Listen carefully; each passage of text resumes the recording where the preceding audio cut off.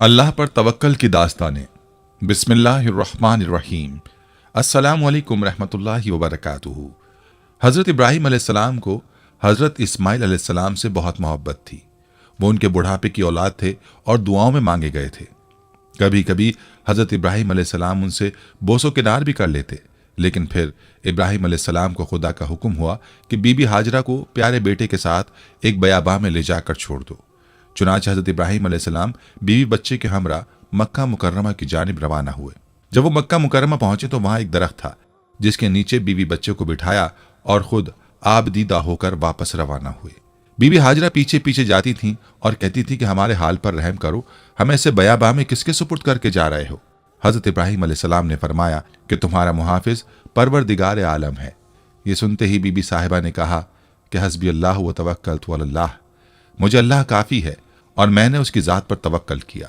پھر حضرت ابراہیم علیہ السلام نے حسرت سے شام کا راستہ اختیار کیا اور جب ایسی جگہ پہنچے جہاں سے بی بی اور پیارا بچہ نظر نہ آتے تھے، وہاں خانہ کعبہ کی طرف منہ کر کے بڑی عاجزی سے ان کے ایمان و رزق کے لیے دعا کی، اور یہ ان کا توکل تھا کہ اللہ تعالیٰ نے ان کی سب دعائیں قبول فرمائیں۔ حضرت ابراہیم علیہ السلام نے اللہ پر ایسا توکل کیا اور ان کی زوجہ نے بھی اللہ پر بھروسہ رکھا، جس کے طفیل ایک پورا شہر وہاں آباد ہو گیا اور اہل مکہ پر ہر طرح کی نعمتیں برس پڑیں۔ آج ہم ایک ایسے موضوع پر بات کریں گے جو ہر مسلمان کے لیے بہت اہم ہے۔ یہ موضوع ہے اللہ پر بھروسہ اور اللہ پر یقین۔ اللہ پر بھروسہ اور اللہ پر یقین ایک ایسی چیز ہے جو ہماری زندگی کو بہتر بنانے میں مدد کر سکتی ہے۔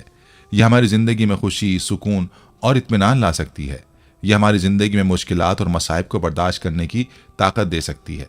لیکن اللہ پر بھروسہ اور اللہ پر یقین کیا ہے؟ یہ کیسے کریں اور اس کے کیا فوائد ہیں؟ جب اللہ کے انبیاء پریشانی میں پڑے تو انہوں نے کیسے اللہ پر بھروسہ رکھا؟ پھر اللہ نے کیسے ان کی مدد کی؟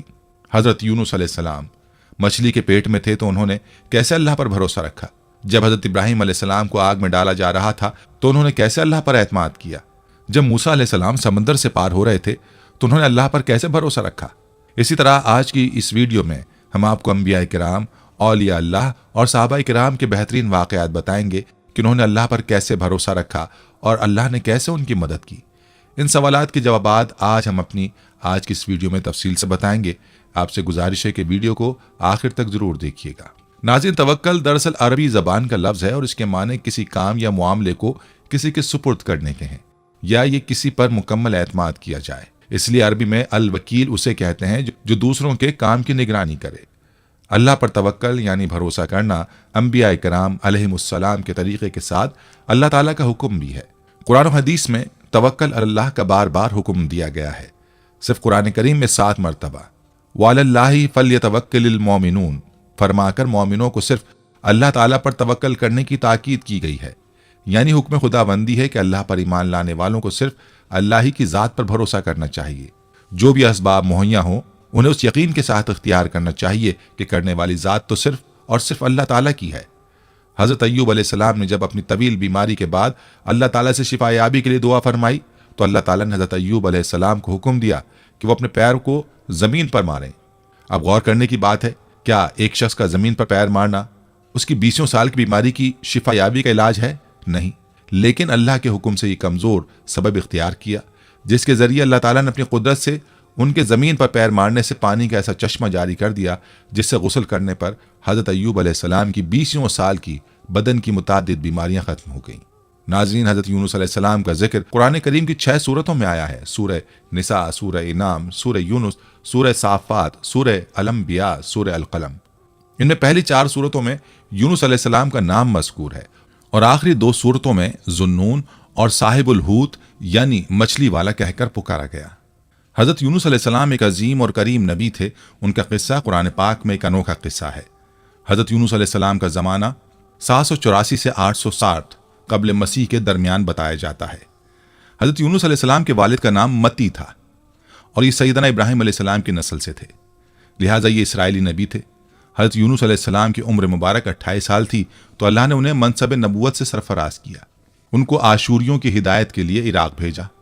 یہ کافر و مشرک لوگ تھے۔ اس قوم کا مرکز اس وقت نینوا تھا، جس کے وسیع کھنڈرات آج بھی دریائے دجلہ کے مشرقی کنارے پر آباد موصل شہر کے عین مطابق پائے جاتے ہیں۔ حضرت یونس علیہ السلام نے آشوریوں کو وعدہ لا شریک لہ کی دعوت دی تو انہوں نے حضرت یونس علیہ السلام کو جھٹلایا اور بتوں کی پرستش کرنے سے انکار کر دیا اور ایسے کفر پر ڈٹے رہے۔ پھر انہوں نے یونس علیہ السلام پر ظلم و ستم کرنا شروع کر دیا، انہیں دھمکیاں دی گئیں اور دعوت حق کا مذاق اڑایا۔ تب یونس علیہ السلام ان کی مسلسل مخالفت سے متاثر ہو کر قوم سے خفا ہو گئے اور ان کو 3 دن میں آنے والے دردناک عذاب الہی کی بد دعا دے دی۔ پھر تیسرے دن آنے پر پہلے ہی آدھی رات کو بستی سے نکل گئے۔ دن کے وقت جب عذاب قوم کے شہروں پر پہنچ گیا تو انہوں نے حضرت یونس علیہ السلام کو تلاش کیا مگر وہ نہ ملے۔ حضرت یونس علیہ السلام کا اپنی قوم سے ناراض ہو کر چلے جانا ہجرت تھی، مگر انہیں اس کا حکم نہیں دیا گیا تھا۔ وہ عذاب کی اطلاع دینے کے بعد اللہ کی اجازت کے بغیر اپنا علاقہ چھوڑ کر چلے گئے تھے۔ آثار عذاب دیکھ کر جب آشوریوں نے توبہ استغفار کی تو اللہ نے انہیں معاف فرما دیا۔ قرآن مجید میں اللہ کے دستور کے جو اصول بیان کیے گئے ہیں ان میں سے ایک یہ بھی ہے کہ اللہ تعالیٰ کسی قوم کو اس وقت تک عذاب نہیں دیتا جب تک وہ اپنی حجت پوری نہیں کر لیتا۔ پس نبی نے اس قول کو مہلت کے آخری لمحے تک نصیحت کا سلسلہ جاری نہ رکھا اور اللہ کے مقرر کردہ وقت سے پہلے وہ خود ہجرت کر گئے تو اللہ تعالیٰ کے انصاف نے اس قوم کو عذاب دینا گوارا نہ کیا، کیونکہ ان پر حجت تمام کی شرائط پوری نہ ہوئیں، تب انہیں معاف فرما دیا۔ حضرت یونس علیہ السلام فرات کے کنارے پہنچے تو ایک کشتی کو مسافروں سے بھرا ہوا پایا۔ حضرت یونس علیہ السلام کشتی میں سوار ہو گئے اور کشتی نے لنگر اٹھایا۔ پورے دن کشتی سمندر میں سکون سے چلتی رہی۔ اچانک اونچی اونچی لہریں اٹھنے لگیں۔ لوگوں نے اپنے ساز و سامان سمندر میں پھینک دیا کہ کشتی کا بوجھ کم ہو جائے، لیکن کشتی کا بوجھ پھر بھی کم نہ ہوا۔ جب کشتی ڈگمگانے لگی تو کشتی کے غرق ہونے کا یقین ہونے لگا۔ اہل کشتی نے اپنے عقیدے کے مطابق کہا کہ ایسا معلوم ہوتا ہے کہ کشتی میں کوئی غلام اپنے آقا سے بھاگا ہوا ہے، جب تک اس کو اس کشتی سے جدا نہ کیا جائے گا نجات مشکل ہے۔ حضرت یونس علیہ السلام نے سنا تو ان کو تنبیہ ہوئی کہ اللہ تعالیٰ کو میرا نینوا سے وحی کا انتظار کیے بغیر اس طرح چلے جانا پسند نہیں آیا اور یہ میری آزمائش کے آثار ہیں۔ یہ سوچ کر انہوں نے اہل کشتی سے فرمایا کہ میں وہ غلام ہوں جو اپنے آقا سے بھاگا ہوا ہوں، مجھے کشتی سے باہر پھینک دو۔ مگر ملا اور اہل کشتی ان کی پاک بازی سے اس قدر متاثر تھے کہ انہوں نے ایسا کرنے سے انکار کر دیا اور آپس میں طے کیا کہ قرآن اندازی کی جائے۔ چنانچہ 3 مرتبہ قرآن اندازی کی گئی اور تینوں مرتبہ قرآن اندازی میں حضرت یونس علیہ السلام کا نام نکلا۔ تب مجبور ہو کر انہوں نے حضرت یونس علیہ السلام کو دریا میں ڈال دیا یا وہ خود دریا میں کود گئے۔ اس وقت خدا تعالیٰ نے مچھلی کو حکم دیا کہ انہیں نگل لو، یہ تمہاری غذا نہیں ہے، اس لیے ان کے جسم پر کوئی تکلیف نہیں ہونی چاہیے۔ مچھلی نے یونس علیہ السلام کو اپنے پیٹ میں نگل لیا۔ یونس علیہ السلام نے جب مچھلی کے پیٹ میں خود کو زندہ پایا تو بارگاہ الہی میں اپنی ندامت کا اظہار کیا کہ کیوں وہ وحی الہی کا انتظار کیے بغیر، اللہ سے اجازت لیے بغیر امت سے ناراض ہو کر نینوا سے نکل آئے۔ حضرت یونس علیہ السلام نے مچھلی کے پیٹ میں اللہ کو پکارا۔ ان پر 3 اندھیرے اکٹھے ہو گئے تھے، رات کا اندھیرا، مچھلی کے پیٹ کا اندھیرا اور سمندر کا اندھیرا۔ اگر وہ یہ تسبیح نہ فرماتے تو قیامت تک مچھلی کے پیٹ میں رہتے۔ آخرکار وہ اندھیروں میں پکار اٹھے، لا الہ الا انت سبحانک انی کنت من الظالمین، جس کا ترجمہ ہے الہی تیرے سوا کوئی معبود نہیں ہے، تو یکتا ہے، میں تیری پاکی بیان کرتا ہوں، بلا شبہ میں اپنے نفس پر خود ہی ظلم کرنے والا ہوں۔ جو بھی مسلمان اپنی کسی حاجت میں یہ دعا مانگے گا اللہ اس کی یہ دعا ضرور قبول کریں گے۔ یہ قبول دعاؤں میں سے ایک دعا ہے۔ ابن حاتم میں ہے کہ حضور علیہ الصلاۃ والسلام فرماتے ہیں کہ جب یونس علیہ السلام نے یہ دعا کی تو یہ کلمات عرش کے گرد گھومنے لگے۔ فرشتے کہنے لگے کہ یہ بہت دور دراز جگہ سے آواز آ رہی ہے، لیکن کان اس سے پہلے اس سے آشنا ضرور ہیں، آواز بہت ضعیف ہے۔ اللہ تعالیٰ نے حضرت یونس علیہ السلام کی درد بھری آواز کو سنا تو فرمایا کیا تم اس آواز کو نہیں پہچانتے؟ انہوں نے کہا نہیں۔ فرمایا یہ میرے بندے یونس کی آواز ہے۔ فرشتوں نے کہا وہی یونس جس کے پاک عمل قبول شدہ ہر روز تیری طرف چڑھتے تھے اور جس کی دعائیں تیرے پاس قبول تھیں۔ الہی جیسے وہ آرام کے وقت نیکیاں کرتا تھا تو اس کی مصیبت کے وقت اس پر رحم کرے۔ تو اسی وقت اللہ تعالیٰ نے مچھلی کو حکم دیا کہ وہ آپ کو بغیر کسی تکلیف کے سمندر کے کنارے پر اگل دے۔ روایت میں آتا ہے کہ یونس علیہ السلام مچھلی کے پیٹ میں 3 دن، 7 دن، 40 دن یا چند گھنٹے تسبیح کرتے رہے۔ چنانچہ مچھلی نے اللہ کے حکم سے سمندر کے کنارے پر اگل دیا۔ حضرت عبداللہ بن مسعود رضی اللہ عنہ فرماتے ہیں کہ مچھلی کے پیٹ میں رہنے کی وجہ سے ان کا جسم ایسا ہو گیا تھا جیسے کہ پرندے کا پیدا شدہ بچہ جس کا جسم نرم ہوتا ہے اور جسم پر بال تک نہیں ہوتے۔ غرض یونس علیہ السلام بہت نحیف و ناتواں حالت میں خشکی پر ڈال دیے گئے تھے۔ اس کے بعد اللہ تعالیٰ نے ساحل پر ایک بیل دار درخت اگایا۔ حضرت ابو ہریرہ رضی اللہ عنہ فرماتے ہیں کہ جب مچھلی نے یونس علیہ السلام کو کھلے میدان میں ڈالا تو اللہ تعالیٰ نے آپ پر یقطین کی بیل اگا دی۔ ان سے پوچھا گیا کہ یقطین کسے کہتے ہیں؟ فرمایا کدو کے پودے کو۔ اس کے علاوہ اللہ نے ان کے لیے ایک جنگلی بکری بھیج دی جو زمین کی گھاس اور جڑی بوٹیاں کھاتی تھی اور صبح و شام آپ کو دودھ پلاتی تھی حتیٰ کہ آپ کی توانائی لوٹ آئی۔ حضرت یونس علیہ السلام درخت کے سائے میں جھونپڑی بنا کر رہنے لگے۔ چند دنوں بعد ایسا ہوا کہ اس بیل کی جڑ میں اللہ تعالیٰ کی طرف سے کیڑا لگ گیا اور اس نے جڑ کو کاٹ ڈالا۔ جب بیل سوکھنے لگی تو یونس علیہ السلام کو بہت دکھ ہوا۔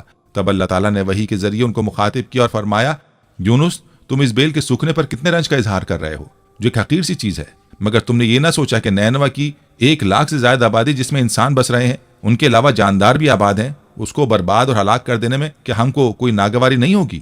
اور کیا ہم ان کے لیے اس سے زیادہ شفیق و مہربان نہیں ہیں، جتنا کہ تجھ کو اس بیل سے انس ہے، جو تم وحی کا انتظار کیے بغیر قوم کو بددعا دے کر ان کے درمیان سے نکل آئے۔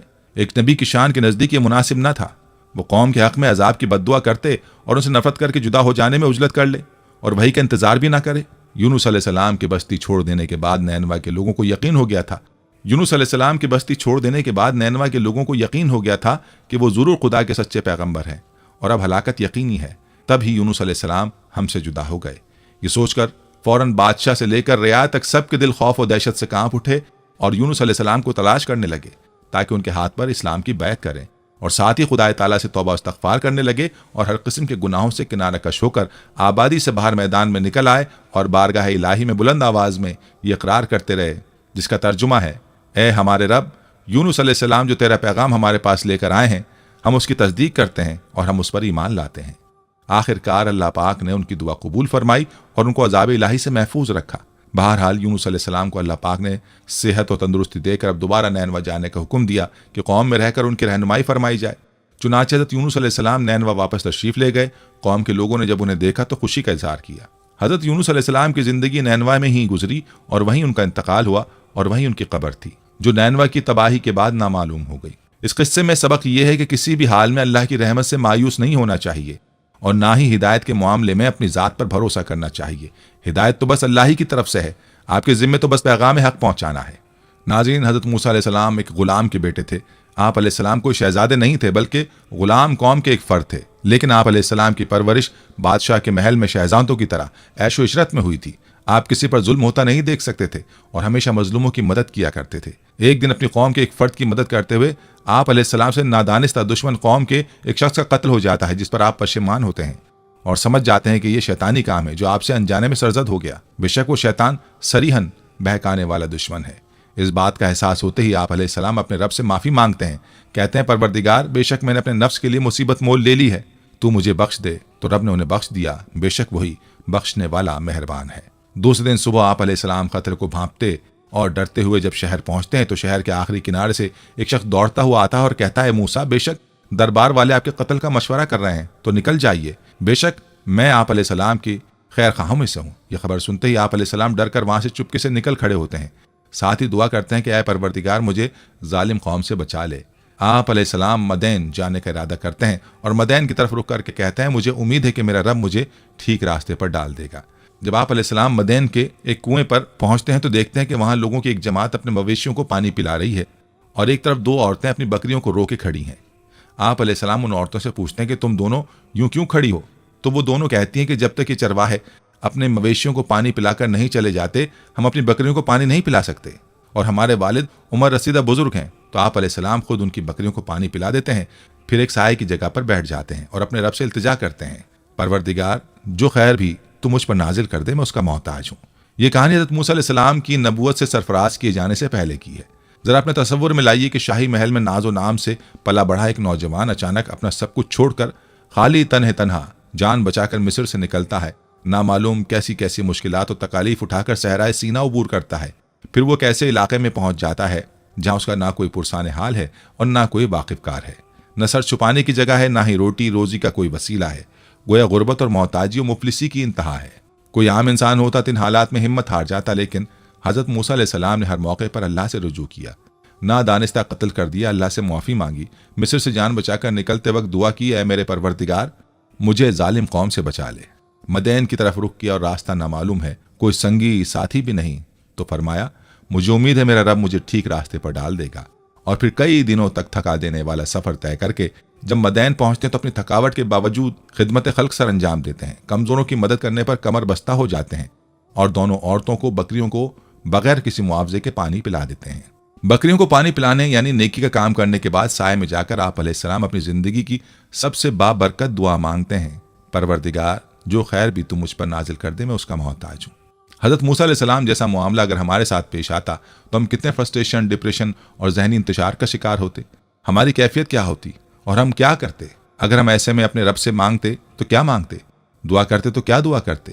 ہم سب خوب جانتے ہیں کہ ہم کیا مانگتے۔ ہم اللہ سے روزی روٹی مانگتے اور سر چھپانے کی جگہ مانگتے۔ لیکن حضرت موسیٰ علیہ السلام نہ ہی فرسٹریٹ ہوئے، نہ ہی ڈپریشن یا ذہنی انتشار کا شکار ہوئے، نہ ہماری طرح اپنے رب سے روزی روٹی کا سوال کیا اور نہ ہی سر چھپانے کے لیے کوئی جائے پناہ مانگی، لیکن ایک ایسی جامع دعا کی جس میں سب کچھ اپنے رب پر چھوڑ دیا، سب کچھ اپنے رب سے مانگ لیا۔ فرمایا پروردگار جو خیر بھی تو مجھ پر نازل کر دے، میں اس کا محتاج ہوں۔ حضرت موسیٰ علیہ السلام نے اس دعا کے ذریعے اللہ تعالیٰ سے ہمیں یہ بھی بتا دیا کہ خیر و برکت آسمان سے نازل ہوتی ہے، اس کا نازل کرنے والا آسمان سے اوپر اپنی عرش پر مستوی ہے۔ حضرت موسیٰ علیہ السلام کی یہ دعا اتنی بابرکت ثابت ہوئی کہ ایک تہی دست مسافر جنہیں اس شہر میں کوئی جاننے والا بھی نہیں تھا، وہاں انہیں فوراً ہی سب کچھ مل گیا، مثلا ملازمت، سر چھپانے کی بہترین جگہ، دیندار خاندان، نیک بیوی اور روحانیت کی تکمیل کے لیے ایک جلیل القدر ہستی کی صحبت۔ اور بعد میں اس دعا کی برکت سے آپ علیہ السلام نبوت سے بھی نوازے گئے۔ یہ ہوتی ہے برکت جو اللہ تعالیٰ پر توکل کرنے سے ملتی ہے، یہ ہوتی ہے برکت جو دعا کرنے سے مل سکتی ہے۔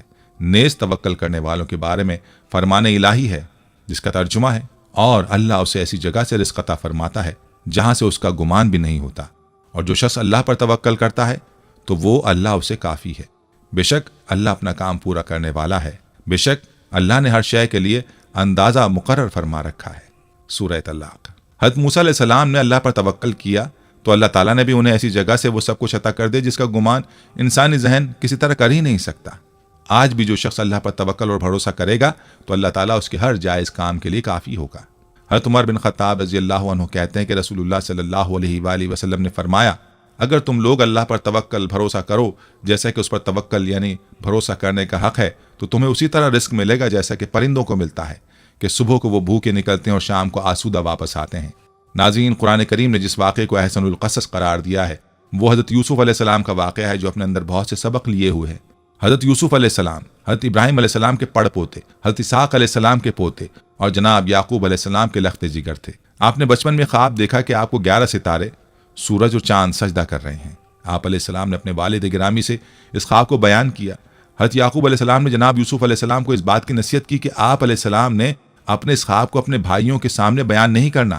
اللہ تبارک و تعالیٰ آپ علیہ السلام پر اور آل یعقوب پر آپ کے آباء و اجداد کی طرح نعمت کو پورا کرے گا۔ دوسری طرف حضرت یوسف علیہ السلام کے سوتیلے برادران حضرت یعقوب علیہ السلام کی محبت کے حصول کے لیے حضرت یوسف علیہ السلام کو بابا کی آنکھوں سے دور کرنے کی تدبیریں کر رہے ہیں تاکہ حضرت یعقوب علیہ السلام کی محبتوں کو حاصل کر لیا جائے۔ انہوں نے حضرت یعقوب علیہ السلام کے سامنے ایک پلان کے تحت اس بات کا اظہار کیا کہ آپ علیہ السلام حضرت یوسف علیہ السلام کے معاملے میں ہم پر بھروسہ کیوں نہیں کرتے؟ آپ ان کو ہمارے ساتھ روانہ کریں تاکہ وہ ہمارے ساتھ کھیلیں اور کھائیں پیئیں۔ حضرت یعقوب علیہ السلام نے اس خدشے کا اظہار کیا کہ کہیں تم حضرت یوسف علیہ السلام سے غافل نہ ہو جاؤ اور انہیں کوئی بھیڑیا کھا جائے۔ انہوں نے حضرت یعقوب علیہ السلام کو مطمئن کیا اور حضرت یوسف علیہ السلام کو اپنے ساتھ لے گئے اور ان کو گہرے کنویں میں اتار دیا۔ بابا یعقوب کے پاس آ کر کہا کہ آپ کا خدشہ درست ثابت ہوا اور یوسف علیہ السلام کو ایک بھیڑیا کھا گیا۔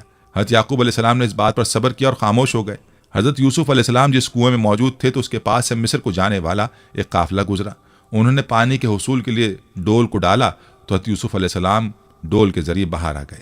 انہوں نے حضرت یوسف علیہ السلام کو اپنے ہمراہ لیا اور ان کو گنتی کے چند درہموں کے عوض مصر کے ایک بڑے گھرانے یعنی عزیز مصر کے ہاتھوں فروخت کر دیا۔ حضرت یوسف علیہ السلام وہاں پرورش پاتے رہے اور اپنی زندگی کے ماہ و سال طے کرتے رہے۔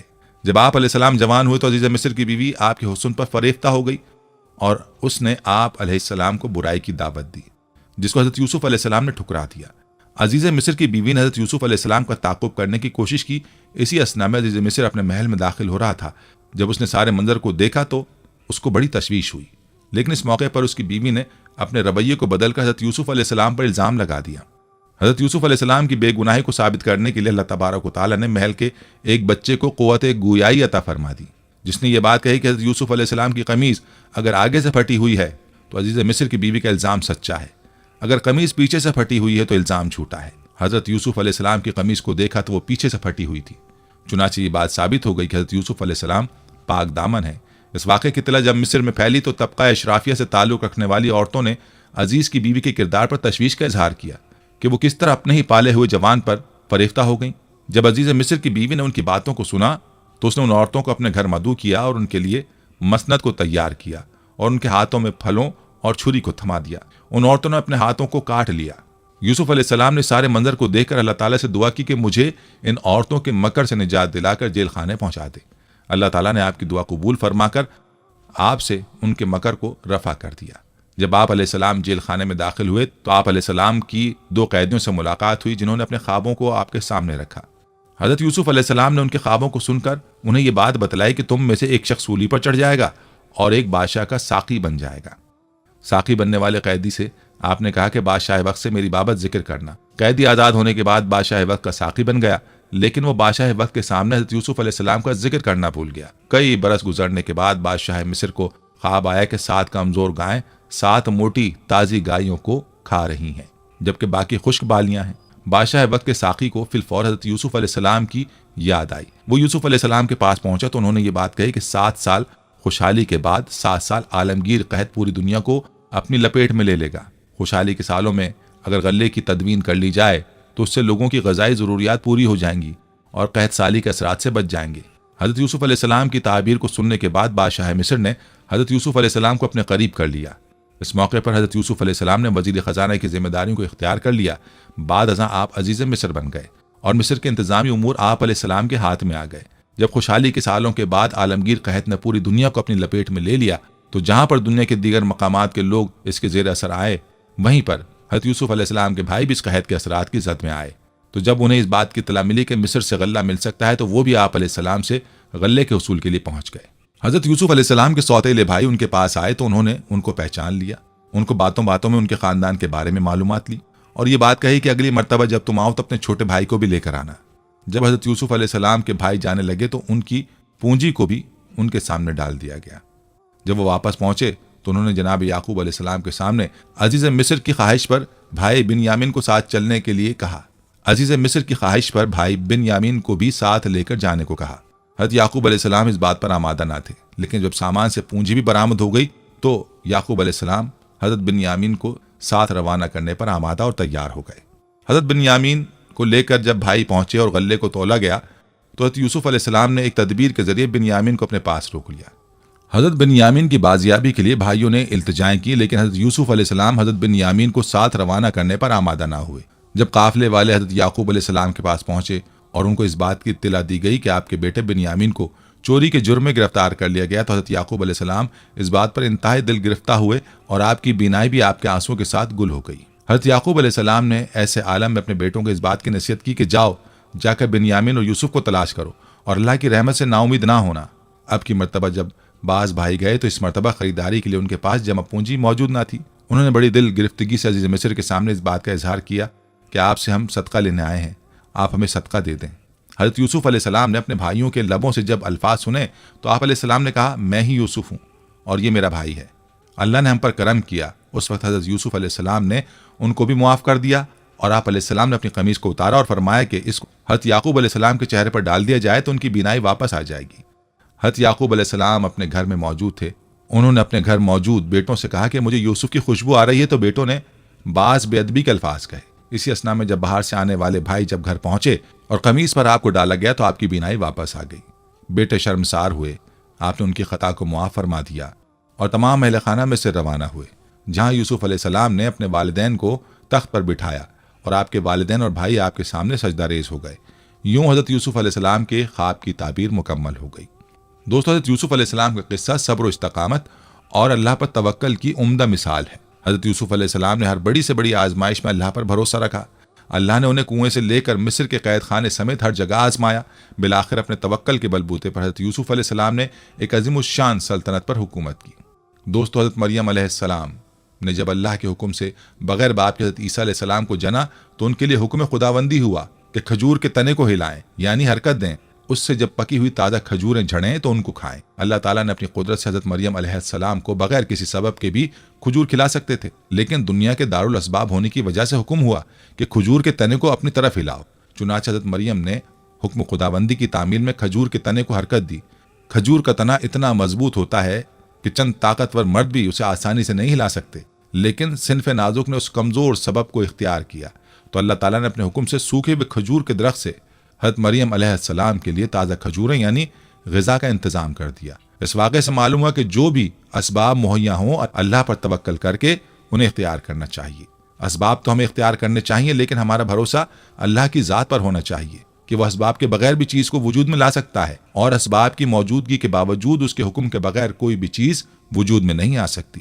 حضرت ابراہیم علیہ السلام کو جلتی ہوئی آگ میں ڈالا گیا، جلانے کے سارے اسباب موجود تھے، مگر حکم خداوندی ہوا کہ آگ حضرت ابراہیم علیہ السلام کے لیے سلامتی بن جائے، تو آگ نے انہیں کچھ نقصان نہیں پہنچایا، بلکہ وہ آگ جو دوسروں کو جلا دیتی ہے حضرت ابراہیم علیہ السلام کے لیے ٹھنڈی اور سلامتی والی بن گئی۔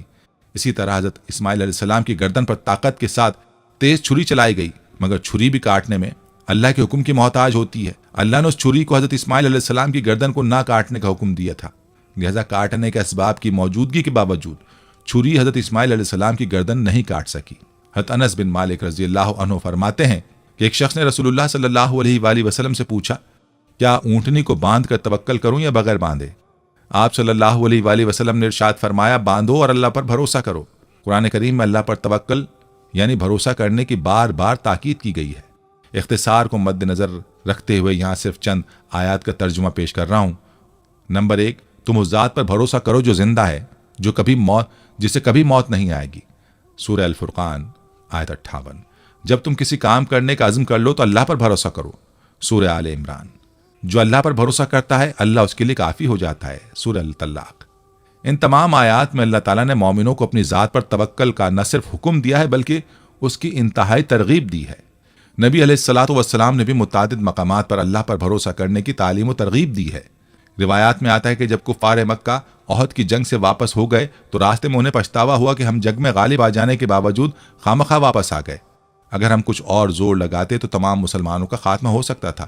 اس خیال کی وجہ سے انہوں نے مدینہ منورہ کی طرف لوٹنے کا ارادہ کیا۔ دوسری طرف حضور اکرم صلی اللہ علیہ وآلہ وسلم نے ان کے ارادے سے باخبر ہو کر احد کے نقصانات کی تلافی کے لیے اگلے دن صبح سویرے صحابہ میں اعلان فرما دیا کہ ہم دشمن کے تعاقب میں جائیں گے، اور جو لوگ جنگ احد میں شریک تھے صرف وہ ہمارے ساتھ چلیں۔ صحابہ کرام زخمی اور تھکے ہوئے تھے، لیکن انہوں نے آپ صلی اللہ علیہ وآلہ وسلم کے فرمان پر لبیک کہا۔ حضور علیہ الصلوۃ والسلام اپنے صحابہ کرام کے ساتھ ہمراہ الاسد کے مقام پر پہنچے تو قبیلہ بنی خزاعہ کے ایک شخص نے مسلمانوں کے حوصلے کا مشاہدہ کر کے اس کے متعلق ابو سفیان کو اطلاع دی اور اسے واپس جانے کا مشورہ دیا۔ اس سے کفار پر رعب طاری ہوا اور واپس مکہ لوٹ گئے، مگر ابو سفیان نے ایک شخص کے ذریعے مسلمانوں پر حملہ آور ہونے والا ہے، اس پر صحابہ کرام بجائے ڈرنے کے بے ساختہ بول اٹھے، ہم نے اللہ پر بھروسہ کیا اور وہ بہترین کارساز ہے۔ صحیح بخاری مسلم شریف میں حضرت ابن عباس رضی اللہ تعالیٰ عنہ کی روایت ہے کہ رسول خدا صلی اللہ علیہ وآلہ وسلم نے فرمایا، میری امت میں سے 70,000 آدمی بلا حساب جنت میں داخل ہوں گے۔ ان کے اوصاف میں سے ایک یہ بھی ہے کہ وہ اللہ پر توکل کرنے والے ہوں گے۔ بس آدمی جائز اسباب اختیار کرے، لیکن بھروسہ صرف اللہ کی ذات پر رکھے، شریعت پر عمل پیرا رہے، اللہ کے عذاب و ناراضگی سے ڈرتا رہے، اللہ کی رحمت سے معافی کی امید رکھے، اور اسی طرح ہمیں چاہیے کہ ہم بھی کوئی کام کرنے کا ارادہ کریں تو پہلے ہر ممکن اسباب اختیار کریں اور نتیجہ اپنے اللہ پر چھوڑ دیں، یقیناً بہتری کے نتائج سامنے آ جائیں گے۔ اس کے ساتھ ساتھ دعا میں توکل بہت ضروری ہے، کیونکہ اس کا مطلب یقین انحصار ہے کہ ہمیں اللہ پر بھروسہ کرنا چاہیے، کیونکہ اس کی اجازت کے بغیر کچھ نہیں ہو سکتا۔ توکل بنیادی طور پر اللہ پر بھروسہ اور اعتماد ہے جو ان نتائج کو قبول کرتا ہے جن کا فیصلہ وہی کرتا ہے، چاہے وہ کیسے بھی نکلیں۔ دعا کی قبولیت کا انحصار آپ کے یقین پر ہے، جیسے کہ اللہ تعالیٰ قرآن مجید میں فرماتا ہے، جب میرے بندے تم سے میرے بارے میں پوچھیں تو ان سے کہو میں ان کے قریب ہوں، میں ہر پکارنے والے کی دعا سنتا ہوں جب وہ مجھے پکارتا ہے۔ ناظرین، عام زندگی میں بھی توکل کی بے شمار مثالیں موجود ہیں۔ ایک عورت کہتی کہ میرا خاوند کسی وجہ سے لمبی مدت کے لیے غائب ہو گیا۔ اس وقت میں کم عمر بچی کی ماں تھی، جب میرا ضعیف العمر باپ بھی ہمارے ساتھ ہی رہتا تھا۔ ہماری غربت اور مفلسی اپنی انتہا کو تھی اور اکثر اوقات ہمارے گھر میں کھانے کے لیے کچھ نہ ہوتا تھا۔ اگر دوپہر کو کچھ کھا لیتے تو رات کو بھوکا سونا پڑتا۔ صبر کے ساتھ ہم ہر حال میں اللہ کا شکر ادا کرتے تھے۔ ایک رات کو تو بھوک اور افلاس نے ہمارا وہ امتحان لیا جو اس سے پہلے کبھی نہیں لیا تھا۔ میری بیٹی کو شدید بخار نے آ لیا۔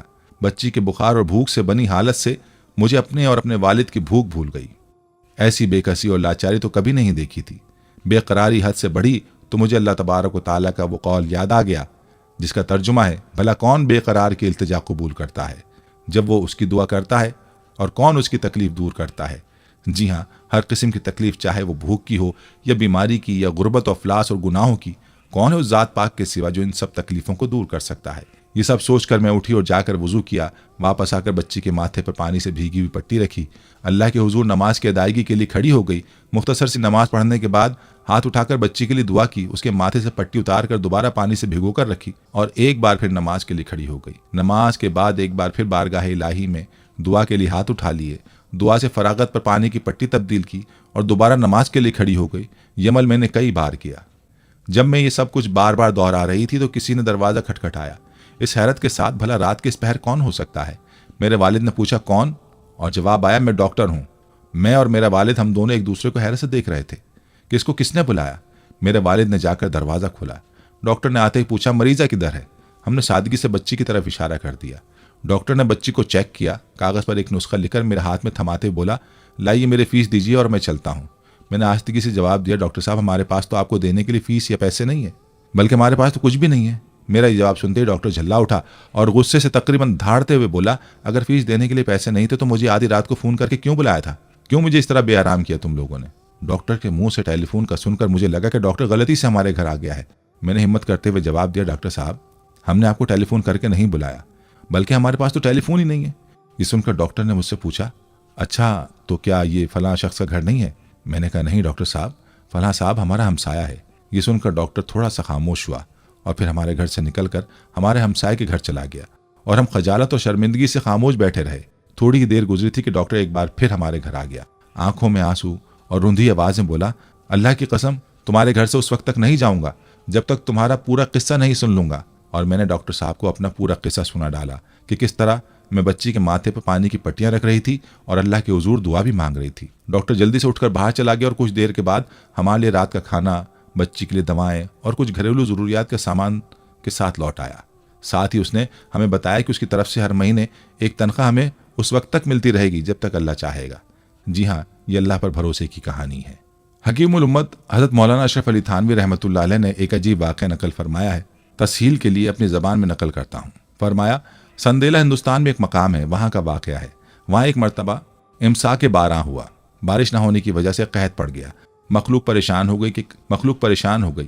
کئی روز تک استسقاء کی نماز پڑھی گئی مگر بارش نہیں ہوئی۔ آخر مقامی طوائفوں کا ایک گروہ وہاں کے مالدار لوگوں سے آ کر ملا اور عرض کیا کہ بارش نہ ہونے کی وجہ ہماری بدعمالی، سیاہکاری اور ہماری نحوست ہے۔ استسقاء کی نمازیں بھی پڑھی گئیں مگر بارش نہیں ہوئی۔ آپ ہمیں اجازت دیجیے کہ ہم بھی میدان میں جمع ہو کر توبہ کریں، لیکن ہماری درخواست ہے جب ہم میدان میں جمع ہوں تو یہ انتظام کر دیجیے کہ وہاں ہمارے پاس کوئی شخص نہ آئے، ایسا نہ ہو کہ اللہ کی رحمت کے بجائے اللہ کا غضب نازل ہو۔ لوگوں نے ان کے اس جذبے کو سراہا اور اس مقام کو چاروں طرف سے گھیر دیا۔ وہ سب وہاں پہنچے اور سجدے میں پڑھ کر رونا شروع کر دیا اور ندامت کے ساتھ کہا اے اللہ یہ ہماری نحوست ہے، ہم بہت گناہگار اور سیاہکار ہیں، ہماری وجہ سے مخلوق کو پریشان نہ کیجیے۔ اور کافی آہوزاری کے بعد دعا کی کہ یا اللہ بارش کو نازل فرما دیجیے۔ جنہوں نے یہ واقعہ حضرت کو سنایا انہوں نے سجدے سے سر نہ اٹھایا تھا کہ بارش ہو گئی۔ سبحان اللہ، ان عورتوں کا ایمان تو دیکھیے کہ اپنی سیاہ کاریوں کے باوجود اللہ پر توکل تھا کہ ہماری دعا بھی ضرور سنیں گے۔ راقی مرض کرتا ہے کہ ان کی دعا سے بارش بھی ہوئی اور غالباً ہدایت کی بارش بھی ہوئی، وہ ہدایت سے محروم نہ رہی ہوں گی۔ یہاں ممکن ہے کہ کوئی شبہ کرے کہ اماموں کی نماز استسقاء تو شریعت نے بارش کے لیے ہی تعلیم کی ہے، ان نمازوں سے بارش کیوں نہ ہوئی اور بازاری عورتوں کے رونے سے بارش ہو گئی؟ یعنی ہم ظاہر اور الفاظ کو نہیں دیکھتے، ہم تو دل کو اور دل کے خشوع کو دیکھتے ہیں۔ جس دل میں خشوع اور خضوع نہ ہو، خشک تقوی ہمارے دربار میں قابل قدر نہیں ہے۔ ناظرین، یہ تھی ہماری آج کی ویڈیو۔ امید ہے کہ آپ کو ہماری آج کی یہ ویڈیو پسند آئی ہوگی۔ اگر ویڈیو پسند آئی ہے تو اس کو لائک کریں اور اپنے پیاروں اور دوستوں کے ساتھ ضرور شیئر کریں۔ کمنٹس میں آپ ہمیں بتائیں کہ آپ اور کن موضوعات پر ویڈیو دیکھنا چاہتے ہیں۔